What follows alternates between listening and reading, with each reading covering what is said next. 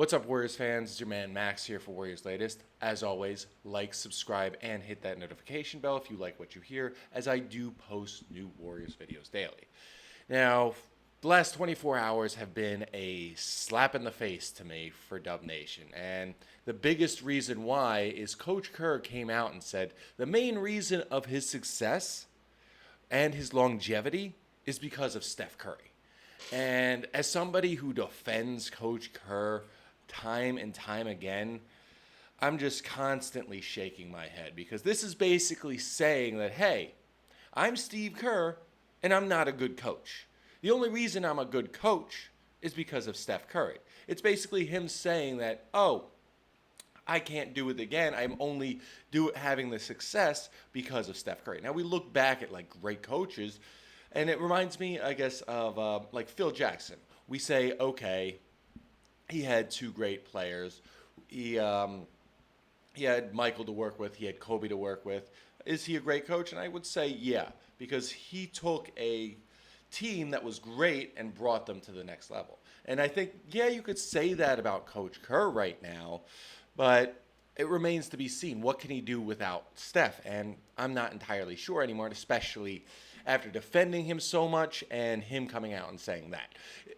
The best comparison is, I guess, that guy who was on the panel discussing the OJ case back in 1992. And right in the middle of the panel, they go to breaking news. O.J. Simpson is leading the LAPD on a low-speed chase in a white Bronco. I mean, that's how I feel right now, just like that guy. Because I guarantee you, after spending 30 minutes defending O.J. and whatever may happen, and then this pops up, you're just like, oh my goodness. This, all my work for nothing, all my defending you for nothing. You're just really just shooting yourself in the foot. And it's the same thing by Coach Kerr doing this. And I don't know where he's going with this. I don't know why he would say something like this. This is basically an admission. It's like, hey, I'm not a good coach. That's it. I mean, we look at other coaches that have had great players, and they've proven that they can coach without these great players. I think, Eric Spoelstra, probably the biggest example. He's taken, all right, when Pat Riley retired in, I believe it was after '08, and he went for '08 and '09, he did well with Dwayne Wade and Michael Beasley, and then did well the year after before LeBron came in. And LeBron came in, led him to 4 straight title appearances, 2 of which they won, but was also a very good coach after that. Knew how to work with his players and get his players better. Because there are plenty of players that have gotten better after LeBron was there and have continued to develop into good rotational pieces with the Heat. And we look at other players that have come in for Eric Spoelstra, like Jimmy Butler before he went to the Warriors, took the Heat to the finals twice and really became that player. And Eric Spoelstra also became, the second coach in NBA history to lead an 8th seed to the NBA Finals after Jeff Van Gundy did it in 1999. So yeah, but we haven't seen what Coach Kerr can do without Steph. But just again, coming out and saying this, not a good look. Not a good look. Now, that also makes me wonder, what is a good coach in the modern NBA? Now, is it rings? Is it finals appearances? Is it the ability to develop good players? I don't know. I think about it, and all right, let's think of good coaches. Good coaches in the NBA. I already mentioned Eric Spoelstra. He's been to the NBA Finals 6 times with a bunch of different teams, and I think that says a lot to how good a coach he is, because there's only so much you can do with 8th seed talent, especially as a play-in, and lead them to the finals. I think that there's a good amount of credence to the head coach. Now, outside of Spoelstra, who else? Okay, we've got maybe Coach Kerr, 6 finals appearances, 4 wins. Okay. I would say Ty Lue is another great example. I mean, he had a rough stretch after LeBron left Cleveland where he started off 0-6, gets fired, then takes over for Doc Rivers after Rivers leaves for Philly, which didn't work out for him. Now, he's done well with the Clippers. I mean, I believe he was the coach in that year that the Clippers went to the conference finals against the Suns and did very well, even though they didn't have Kawhi Leonard on that team. They only had Paul George. So that says a lot to what Ty Lue can do. And remember, Ty Lue did lead the Cavs to their first ever championship in 2016. And while, hey, I will say this, I do believe there was a little bit of rigging in that 2016 finals, but it's on the coach to really get the mindset right to make that level of a comeback. I know the Draymond suspension was unwarranted, and there was that Andrew Bogut injury, and that played a lot into them coming back from a 3-1 deficit, but the coach is the one who has to get their minds right. So I give a lot of credit to Ty Lue for being able to do that. Not just LeBron or Kyrie or Kevin Love or any of the players, because the coach is the leader in the locker room and he's the one that sets the game plan. So I give a lot of credence to him. Now, outside of that, we like to talk, Doc Rivers is a great coach. And I don't think he is. I think he's one of the most overrated coaches in the modern NBA. We look at it. He's had great teams with the Clippers. He had a great team with the Celtics and did a lot with them for many years. But let's go all the way back to when he was with the Magic. He couldn't really do all that much with Tracy McGrady. They never got to the second round. So I think that speaks more to him than anything else. And with the Celtics, he was pretty much handed that roster. And I've never seen a single team milk one title since the 85 Bears. Like, Paul Pierce, not so much Ray Allen, but Paul Pierce and Doc Rivers milk that one title more than anybody I've seen. If anybody's allowed to milk that one title in 08, it's Kevin Garnett, because he's earned that. He's an MVP and a defensive player of the year. Now we look at where Doc Rivers is now. He left the Celtics after 2013. Didn't really do that much with the Celtics past the 2010 finals, but with the Clippers, he had tons of talent and kept getting blown out by the Warriors and many other teams, and didn't really do anything when they had Kawhi Leonard and Paul George in that bubble playoff series. And we thought they were going to be great. So I don't really know. I wouldn't really call him a good coach either.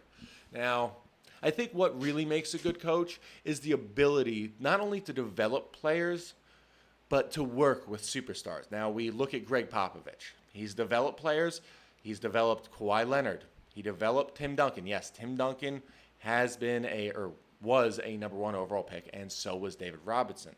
Now, remember, Popovich wasn't the coach of Robinson when he won the MVP, but he helped both Duncan and Robinson get their first title in '99 after what was a shortened season. So I think that does say a lot. Up until his retirement and ascension to becoming El Jefe of the Spurs, he was hands down the best coach in the NBA. Eric Spoelstra, again, I think he's probably top 3, but I would put Coach Kerr in there just because of his ability to manage superstars. We look back to what let's call it the Warriors seasons in 18 and 19.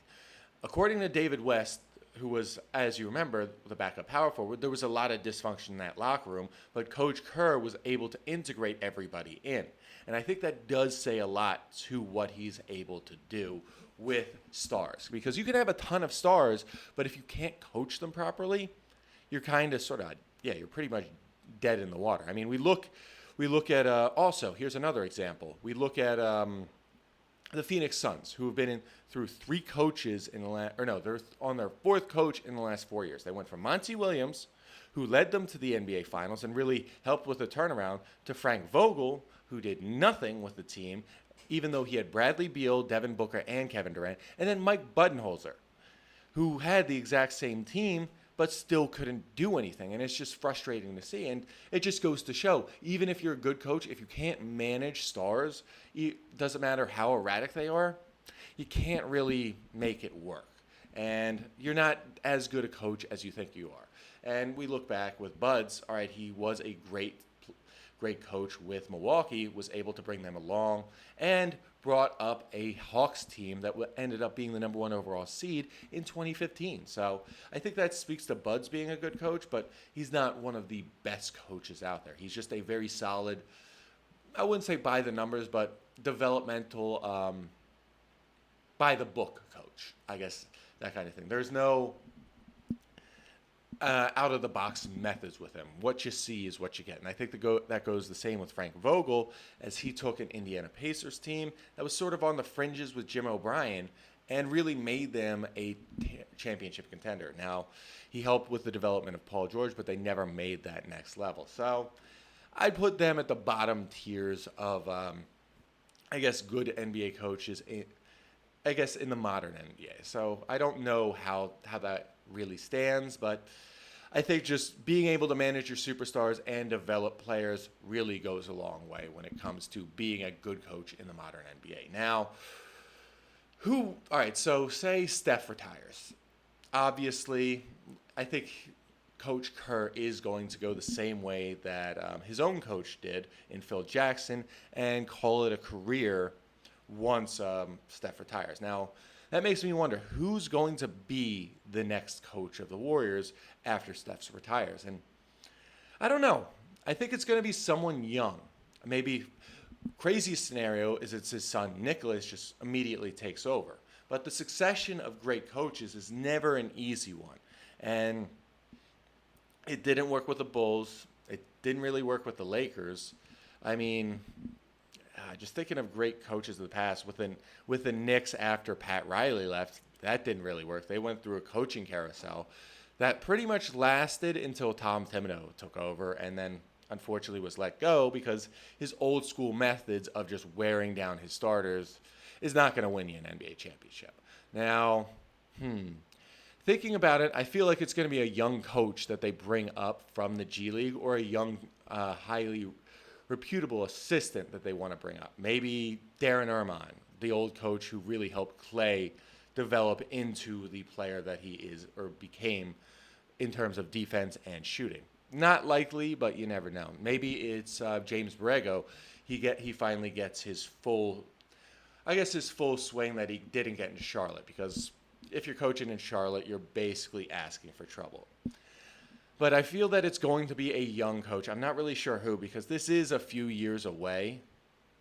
And I think they need to find that coach that has the same synergy with management that Coach Kerr has with, like, Joe Lacob, had with Bob Myers, has with Mike Dunleavy. And I think it's just going to be someone we don't really expect just yet. Maybe it is a seasoned coach, but it's going to be a guy with a game plan and a guy who has a vision, but also knows what they're doing. I mean, I think one name that really comes to mind is Billy Donovan, just because he's been that guy who knows what to do, knows how to build a roster from scratch, and can have a lot of input on where his players should be. Now, bottom line for everything is Steve Kerr a top 15 coach of all time? And I wonder that. All right, let's look at top 15 coaches. All right, we obviously have Red Auerbach. He's the undisputed one of the greatest. We have Phil Jackson. We have Casey Jones. We have Pat Riley. I would put maybe Don Nelson in there. I'm not entirely sure. Let's see. Who else do we have? Pat Riley. I would put Eric Spoelstra definitely in there. Let's see. All right, so Phil Jackson. All right. Maybe, not Ty Lue, but there are good. All right, so, early, it was Jordan, Casey Jones. Yeah, let's see. 70s were a lot of just mid. Red Auerbach. Yeah, there was. Yeah, you know what? Now that I think about it, because there have been so many dynasties, and I feel a dynasty makes you a great coach, Kerr may have to be in one of those all-time great lists in terms of coaches, because he's won a lot with the Warriors and led them to multiple title appearances. So I would have to say, yeah, he is one of those great coaches, because I can't think of, there are very few coaches that have been able to lead dynasties from start to finish. So I definitely see him being that guy and being part of that top 15 list.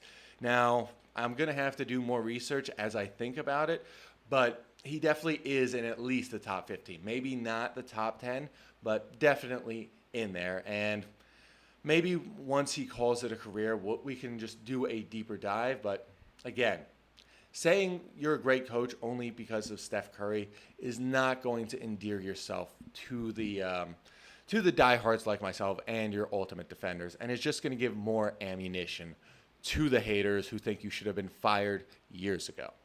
Now, that's all we have today for Warriors Latest. As always, like, subscribe, and hit that notification bell if you like what you hear.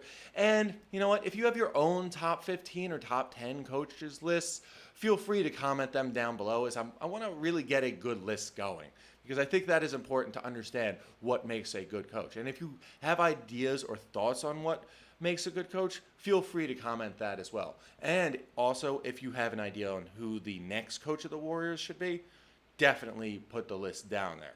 Now, and as always, go Dubs.